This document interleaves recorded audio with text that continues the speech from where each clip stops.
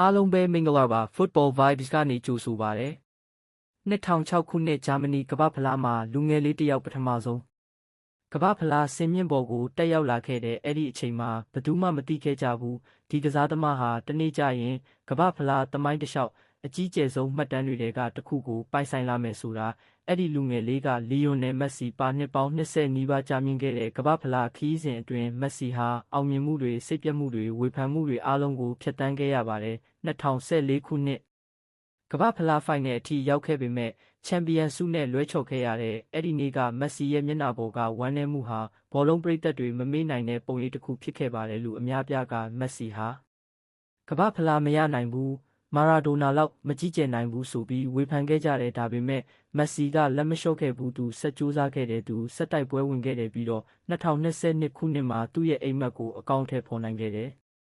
ကမ္ဘာ့ဖလားကိုကင်မြောက်ပြီး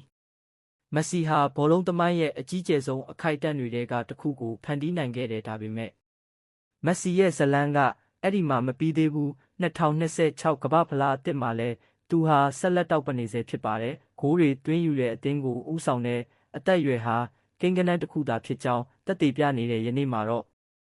လီယိုနယ်မက်ဆီဟာကမ္ဘာ့ဖလားသမိုင်းတစ်လျှောက်ဂိုးအများဆုံးတွင်းယူသူအဖြစ်မှတ်တမ်းသစ်ရေးထိုးနိုင်ခဲ့ပြီဖြစ်ပါတယ်ဒီစံချိန်ဟာဂိုးအရေအတွက်တစ်ခုထက်ပိုပါတယ်ဒါဟာအိမ်မက်တွေကိုလက်မလျှော့ပဲလိုက်လံအကောင့်ထဲပေါ်ခဲ့တဲ့လူတစ်ယောက်ရဲ့ဇွဲလုံးလားနဲ့စူးစမ်းအားထုတ်မှုရဲ့သက်သေတစ်ခုဖြစ်ပါတယ်အာဂျင်တီးနားရဲ့ကန်တဝင်းဘောလုံးလောကရဲ့ဂိုးကမ္ဘာ့ဖလားသမိုင်းရဲ့ဂိုးအများဆုံးတွင်းယူသူလီယိုနယ်မက်ဆီ